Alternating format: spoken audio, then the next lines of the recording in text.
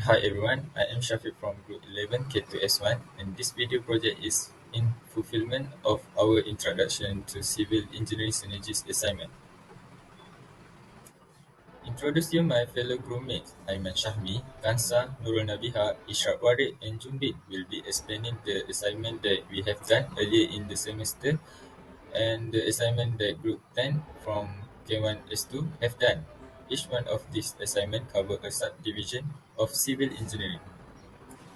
To be more specific, this assignment that we have done by a group are pertaining to the water and environmental subdivision. As for the assignment have done by the group that we have collaborated with, they are related to the structure, geotechnical and transportation subdivision. So, civil engineering, what is it? A lot of people think it's architecture. Well, kind of, but really they work together. The architects work on the artistic and the creative field of the design, and the civil engineer works on bringing this to life. So, let's get into it. There are three main roles as a civil engineer: the designer, the contractor, and the client representative. Okay, so the designer is it the name really, with calculation standard and design software such as AutoCAD. Designer can visualize the end structure while also pushing boundaries with new and exciting innovation. Next is the contractor. They turn the plans of a designer into reality. They are responsible for obtaining material, equipment, and labor of required to carry out project in accordance with budget, time schedule, and safety regulation. Last but by no means the least, the client representative. What do they do? Let's think of it this way. If the designer are composer who write music and the contractor are musician, then the client representative are conductor of the orchestra. They ensure the project does not deviate from the client vision by solving any issue on site between the designer, the contractor, and anyone else for that matter. Modern civil engineering is a broad field that comprises of various types of engineers specializing in different types of construction. If no gusts of 100 miles per hour have been recorded near the top of the Shard, the tallest building in Western Europe. So how is the iconic tower still standing? It's all down to structure engineers. This guy analyzes how much structure can hold up to environmental factors like flood, winds, and earthquake. This is just the tip of the iceberg. There are thousands of projects across the globe that civil engineers have been getting stuck into. See, with engineering, you can leave a legacy. You never know. You could have built the next wonder of the world or even design the next shuttle to the space. Yes, engineering gets involved with everything. Ever wonder how road, bridge, and tunnels are designed and managed? Well, it's all thanks to the field of transportation engineering. This discipline crafts the backbone of our city, towns, and even the road we take daily. So let's dive deep into the world of transportation engineering. Transportation engineering is a multifaceted discipline.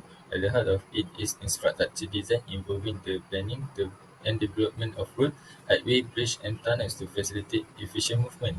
Then comes traffic analysis and management, studying pattern, volume, and congestion to devise strategy that ensures smooth traffic flow, be it through signal timing or lane management. Safety, of course, is paramount. Engineers design road and implement measures like guardrail, traffic sign, and marking to minimize accident and enhance road safety. Equally important is the environmental impact. Engineers strive to minimize the ecological footprint of transportation, exploring sustainable options and reducing emissions whenever possible.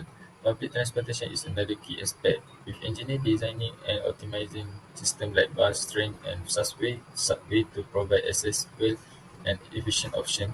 With the rush of technology, its integration has become essential. Each of the aspects play a critical role in creating a transportation network that is efficient, safe, and sustainable. Whether it's designing a new highway or optimizing a bus route, transportation engineering is all about creating solutions that move us forward. So, I'm going to talk about the structural. Why structural is related to civil engineering? It is because structural engineering is sub-discipline of civil engineering in which structural engineers are trained to design the bonds and the joint that create the form and shape of human-made. Structural engineer also must to understand the calculate and stability, strength, rigidity, and earthquake susceptibility of built structure for building and non-building structure. Structural engineering depends upon a detailed knowledge of applied mechanics, material science, and applied mathematics to understand and predict how structures support and resist self-load and impulse load.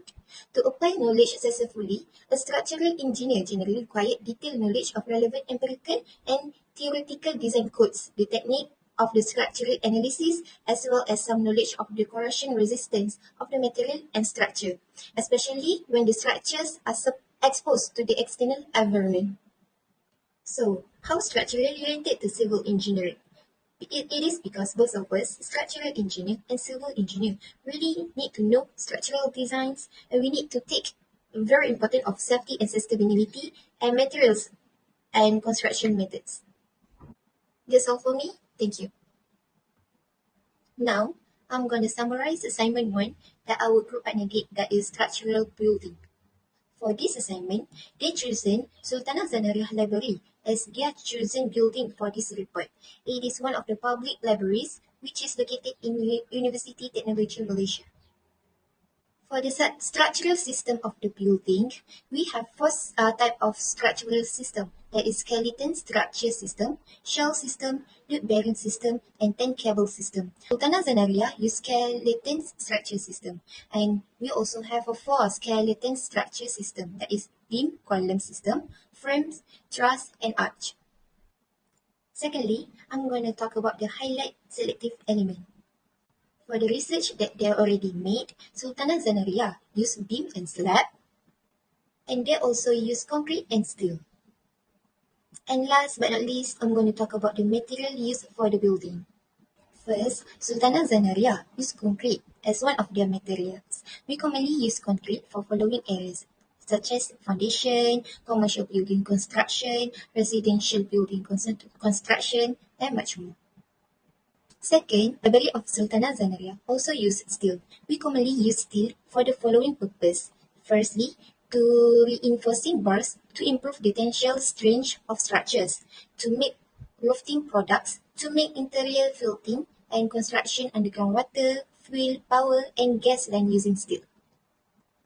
Thirdly, they use brick or masonry. Masonry is usually used at walls, masonry foundation, decoration finish, and gabion construction in flood-prone area. Lastly, they also use stone and woods. We always use stone for the following aspect. First, as the rough aggregate in construction. Second, for the walls, dams, and bridge piers. And third, as pallets for wheels and much more. For the woods, we normally use wood for the following. First, construction of walls, floors, and ceiling. Second, construction of interior. Third, for the frame of structure in building and bridge. We also use woods in many more areas.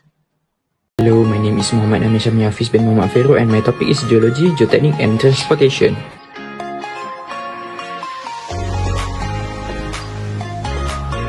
Geological engineering integrates geology and engineering concepts to detect and manage groundwater, locate mineral resources, minimize geohazard like landslide, and guarantee building is done safely. Geotechnical evaluates subsurface and soil condition and material, controlling groundwater level and flow, assessing risk posed by site condition. Transportation engineering is a subdiscipline of civil engineering which deals with the application of technology and scientific principles to the planning.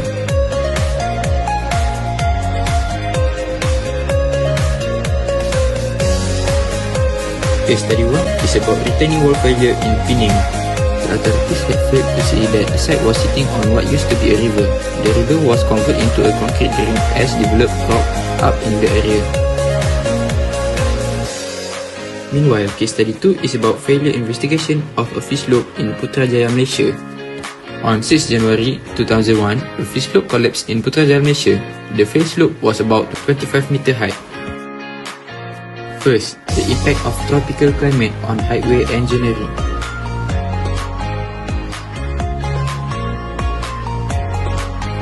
Next, the impact of tropical climate on port engineering.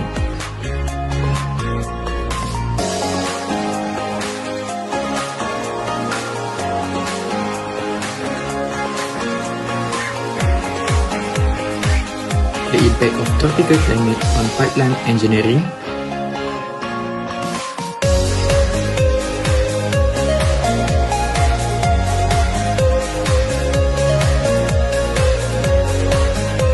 The impact of tropical climate on air transport engineering.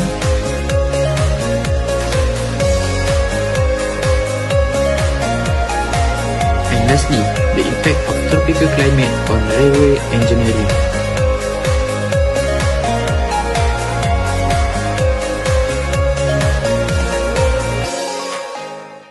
And I will present about how environment can relate with civil engineering.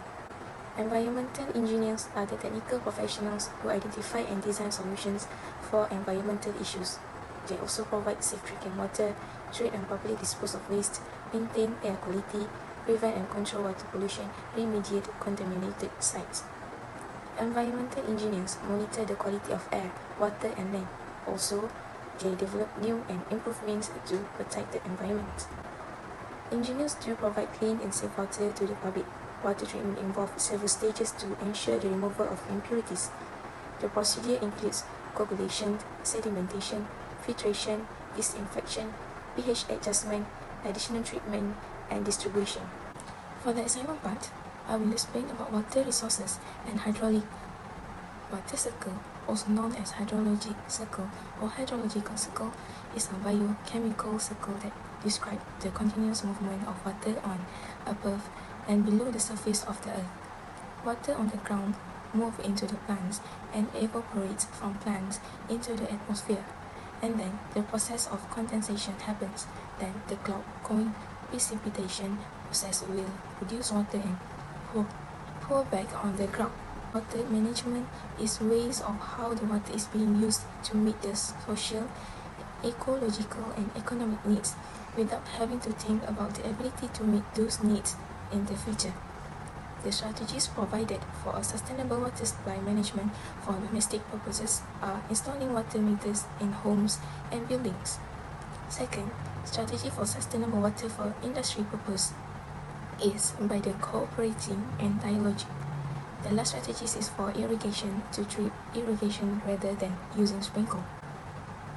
Mobile flood wall is said to be the best solution for flood control because the components of the mobile flood wall are lightweight and make the installation quicker. Rubbish trap system is the best solution to overcome this problem because it can reduce the river pollution caused by pollutants such as garbage from sediments, construction debris, and nearby houses. There are 5 physical impacts of climate change in coastal regions include: the first one is damage to critical infrastructure, interrupted access for emergency services, degradation of building materials and structures, changes in energy consumptions, governance and institution change. The social impact of climate change in coastal regions include: the first one is threat to live, discrete in agriculture productivity, needs for social protection programs, displacement of people, food and freshwater insecurity, human conflict, and the last one is health risk.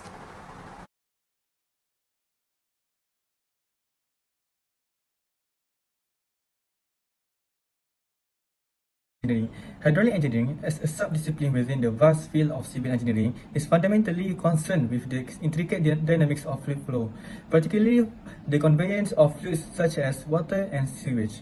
Gravity emerges as a pivotal force, shaping the movement of these fluids and significantly influencing the design of crucial infrastructure like bridges, dams, channels, canals, and levees. This discipline stands at the intersection of civil engineering, environmental engineering, and sanitation, contributing crucial insights and solutions. The applications of hydraulic engineering principles extends to a broad spectrum of challenges associated with this collection, storage, control, transport, regulation, measurement, and utilization of water resources. The foundational principles of hydraulic engineering have in many respects endured across the ages. Gravity remains a primary force driving the movement of liquids through systems of canals and aqueducts, although contemporary advancements now involve the use of pumps to fill supply reservoirs. The roots of hydraulic engineering trace back to ancient times, primarily in the Middle East and Africa, where it found its earliest applications in irrigating crops.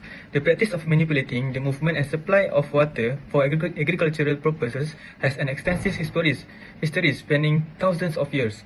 A notable hydraulic innovation from the early 2nd millennium BC was the water clock, serving as one of the earliest hydraulic machines. The utilization of gravity as a driving force for water movement has historical significance, with examples like the Carnot system in ancient Persia and the Trupan water system in ancient China.